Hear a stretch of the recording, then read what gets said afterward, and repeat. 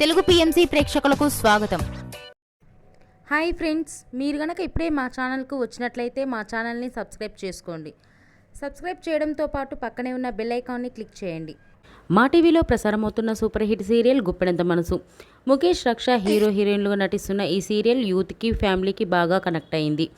రీసెంట్గా ఈ సీరియల్లో రిషి, వసుధార పెళ్లి తర్వాత జగతి క్యారెక్టర్ ముగిసిన విషయం అందరికీ తెలిసిందే. తాజాగా జగతి తన లేటెస్ట్ ఫొటోస్ని అభిమానులతో పంచుకుంది. ఆ ఫొటోస్ని మనం కూడా చూసేద్దాం.